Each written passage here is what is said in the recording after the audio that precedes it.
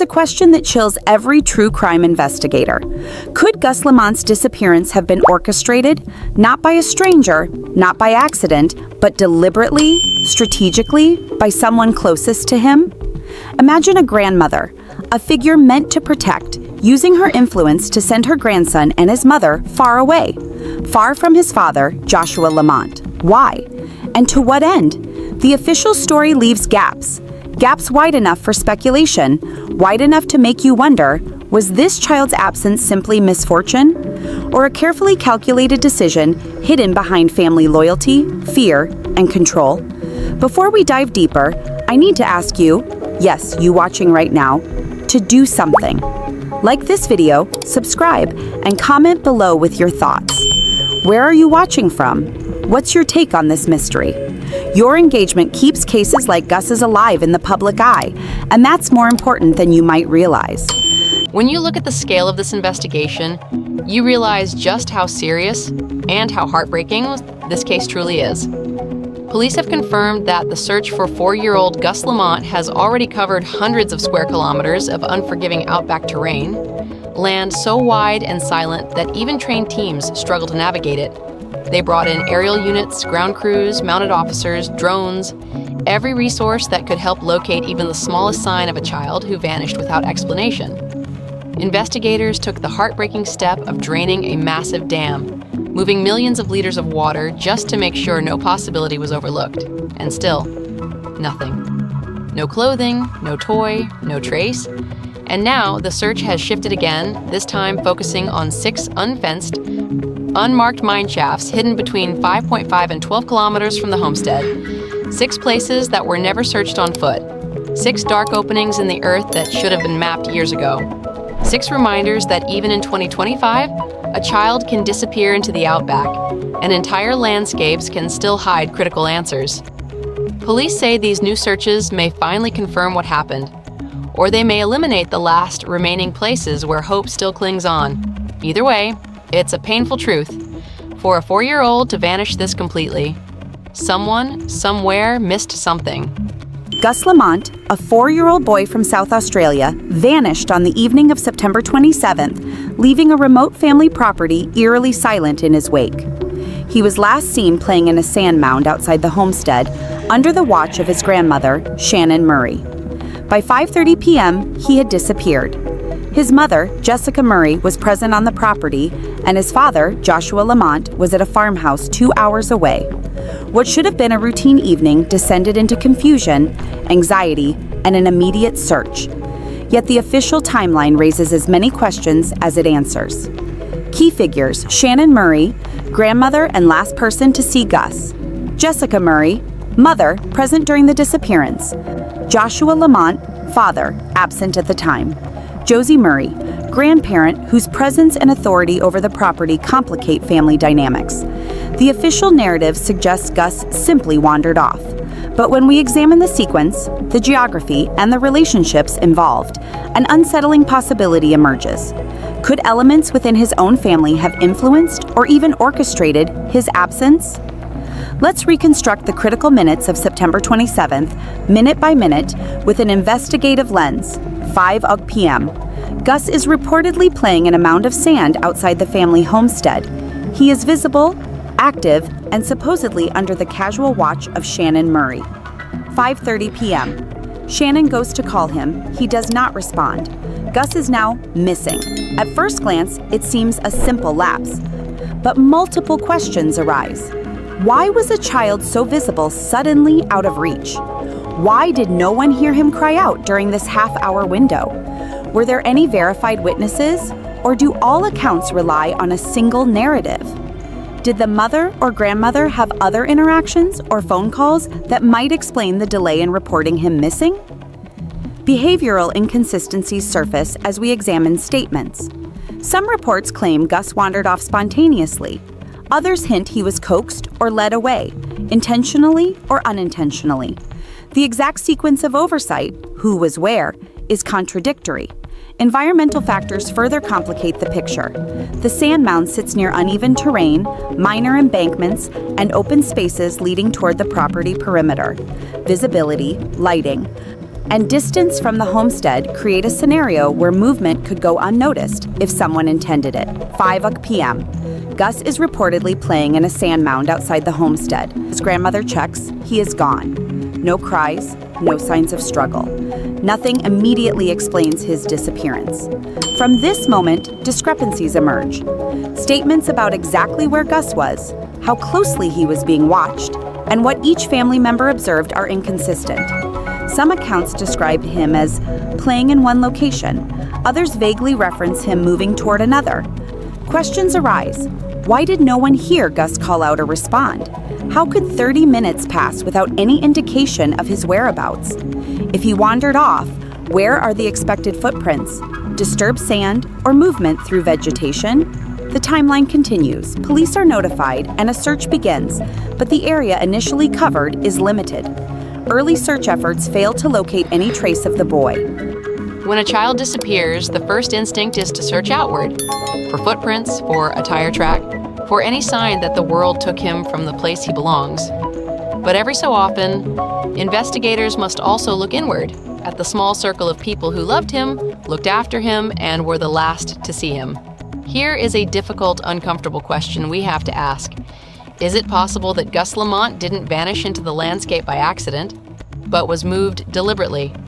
Could the person who cared for him most have, for reasons we cannot yet explain, been the last person to place him somewhere else? Let's be clear, this is a theory, not a verdict. It is a line of inquiry. In missing person work, every scenario must be tested, even the ones that hurt most to imagine.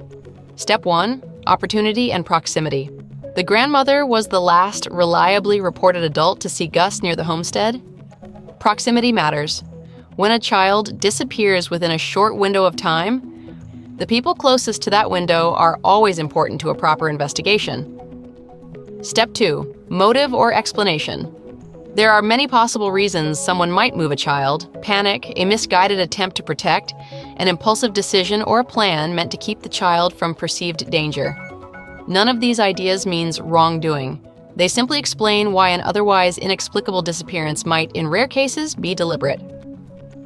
Step 3, inconsistencies to examine. Investigators will look for small but telling details, timing that doesn't line up, statements that change, physical evidence that is absent where one would expect it. The absence of a toy, the lack of shoe prints, a gap in recollection. These are not proof, but they are red flags that demand scrutiny. Step 4, the human element. People make decisions they later cannot explain. A moment of panic can look like a plan in hindsight. That's why professional inquiry must separate emotion from evidence, why claims must be tested by verified facts, not by rumor or anger.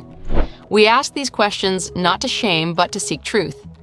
The suggestion that a loved one could have moved Gus is one of many possibilities, painful, urgent, and deserving of careful investigation. If you were there, if you saw or heard anything at all, if a memory nags at you now, so tell the police. Let evidence, not suspicion, guide us to answers. Family members, media, and law enforcement narratives start to diverge, creating gaps in what is publicly known. One detail within this short window of time may change the entire logic of the search.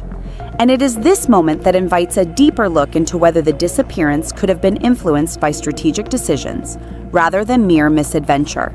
The family hierarchy is subtle but telling. Shannon Murray, the grandmother, displays a level of authority that seems to govern the property and the household. Her interactions suggest she makes key decisions and enforces boundaries. Jessica, Gus's mother, appears more reserved, often deferring to Shannon in moments of stress or public interaction. Emotional responses vary sharply. Defensive postures, sudden outbursts, and heightened reactions to outsiders contrast with moments of apparent calm or avoidance. These reactions raise questions about the family dynamic. Who truly drives decisions, and how does that affect Gus's environment? Public behavior toward media coverage provides additional context. The family has been selective in what is shared, and there are notable inconsistencies between official statements and observable evidence. Police accounts often align with the family narrative, though footage and audio sometimes suggest otherwise. What stands out is the almost immediate defensiveness displayed, a pattern that could indicate either protective instincts or an attempt to control the narrative. One detail is particularly curious: the insistence on explanations that do not fully match what can be seen or heard. This raises questions about internal priorities and decision-making, which may be relevant in understanding the disappearance. The footage of the shotgun gate confrontation provides critical insight into behavior under pressure. Josie Murray's tone, body language, and gestures are defensive and assertive, sharply contrasting with the reporter's calm, repeated attempts to leave the property. The explanation given, that the firearm was meant to ward off a snake, does not fully align with what the footage and audio reveal.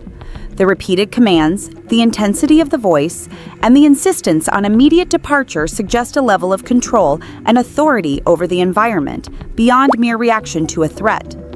Contradictions are evident. The family narrative emphasizes. When investigators reviewed the early timeline in Gus Lamont's disappearance, something unsettling emerged. Not a single piece of physical evidence firmly anchored the story of what happened in those crucial minutes. And when a 4-year-old child goes missing, silence in the evidence is its own kind of alarm. If Gus Lamont wandered off as first reported, we would expect certain things: a small footprint, a drag mark, disturbed soil, grass bent in a clear direction. But early search teams struggled to match the landscape with the explanation. Everything looked too untouched, too clean, almost like the child had vanished without stepping through the world at all. The window of time between when Gus Lamont was last seen and when the alarm was raised is narrow, yet somehow not narrow enough. Reports vary, minutes change, recollections shift. And in missing child cases, even a 3-minute difference can point investigators toward a completely different truth. There were moments in interviews where descriptions of those final minutes didn't line up. A detail added here, a detail forgotten there. Not lies, not necessarily abos, but inconsistencies. And inconsistencies demand attention. They force detectives to ask, is this memory fading, or is something being protected? Trained search teams noticed another red flag. The urgency felt delayed, not panicked, not chaotic, almost rehearsed, as if someone was trying to appear calm for reasons no one can yet understand. That doesn't prove guilt, but it does mean investigators must look deeper. In cases like this, evidence doesn't shout, it whispers. And every whisper is a responsibility. For investigators, for the public, and for anyone who knows even the smallest detail. If something doesn't add up, you don't ignore it, you follow it. Because Gus deserves nothing less. When we step back from the heat of headlines and look only at facts and credible lines of inquiry, a handful of possibilities remain, each one aching with its own consequences and each one demanding the same thing: careful, evidence-led investigation. Possibility 1, the tragic accident. It's possible little Gus wandered off into the rugged country and suffered a tragic accident. The outback is merciless. Rocky gullies, sudden drops, unfenced mine shafts, and scrub that hides a child's path. If this is what happened, the absence of physical clues is a cruel reminder of how easily the landscape can swallow a tiny trail. Possibility 2, an unknown external party. It is also possible an outsider entered the picture, a passerby, a vehicle, someone from outside the property. In that scenario, the lack of CCTV, limited witnesses, and remote location make detection exponentially harder. Investigators must still ask, who else was in the area that afternoon? Every set of tire tracks, every phone ping, every sighting matters. Possibility 3, a memory that needs re-examining. Human memory is fragile. Even the most loving witness can misremember minutes that now separate life from loss. Small timing errors, swapped sequences, or overlooked actions can change the direction of an inquiry. That's why detectives re-interview witnesses, recheck timestamps, and cross-reference recollections against physical evidence. What needs clarity? The concrete checklist. Detectives will want crystal clear answers on a few key points. The exact timeline between the last confirmed sighting and when alarm was raised.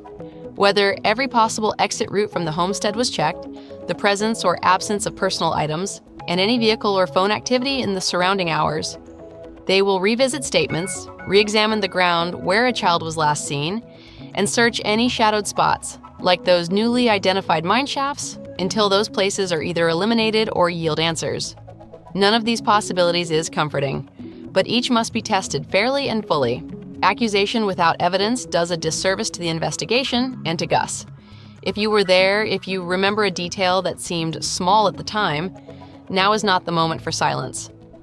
Speak to the South Australia Police, let evidence, not assumption, bring this family the truth they deserve. An innocuous incident, yet the visual and audio evidence suggest heightened protective or strategic behavior. This disparity raises questions about the accuracy of public explanations and the possible motivations behind asserting dominance in that moment. Notice how the story being told does not align with what the footage clearly shows, highlighting the tension between public statements and observable behavior. The implications of this behavior may extend beyond this single incident, offering insight into how family dynamics and environmental control could influence decisions regarding Gus's movements or location. The terrain surrounding Oak Park Station is vast, dusty, and open, yet filled with subtle obstacles. Uneven embankments, construction areas, corrugated iron structures, and hidden quarry sections. Visibility changes drastically as the sun sets. Shadows stretch, and the soft dirt masks subtle movements. Footprints and scent trails, which normally guide search efforts, are difficult to detect, yet one would expect at least some trace from a 4-year-old walking or running. In typical wandering off scenarios, children of Gus's age leave detectable signs, calls for help, visible movement, footprints, or canine followers. On a working farm, dogs are usually present and responsive, capable of tracking or staying near a child. Yet, in this case, no clear signs of movement or distress were found. No footprints beyond a single lone impression. Temperature, ambient noise, and terrain hazards further complicate detection. The combination of low light, dust, and irregular ground creates a setting where a child's movement would typically produce evidence. But here, it did not. Comparing with other cases, such as children wandering off in rural areas, detection is usually rapid. In ordinary scenarios, children either call out or are quickly discovered due to visible cues or dog intervention. Here, the absence of these expected signatures challenges conventional reasoning. This absence may be one of the most critical clues, suggesting either the child was not freely wandering or that movements were managed in a way that prevented the usual signs from appearing. Several anomalies and red flags emerge when examining the investigation so far. First, the accounts provided by family members show inconsistencies.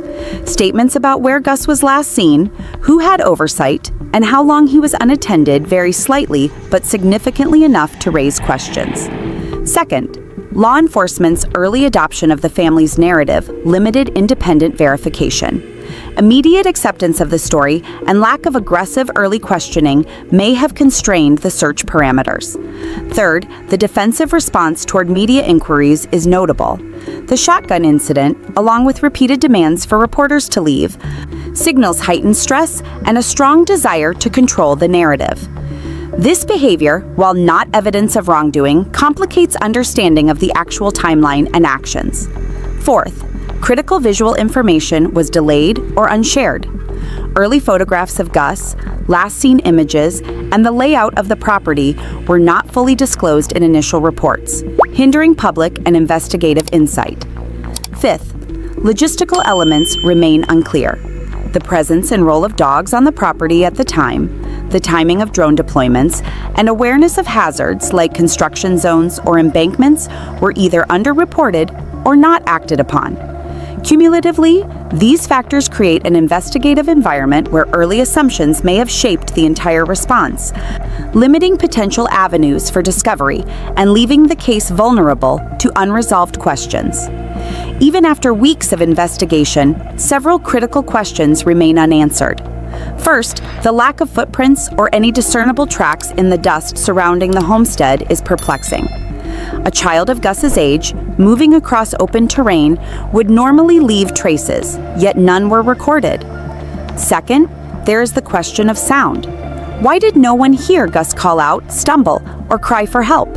In typical wandering scenarios, children's voices or disturbances are detected quickly by nearby adults or animals, yet in this case, silence prevails.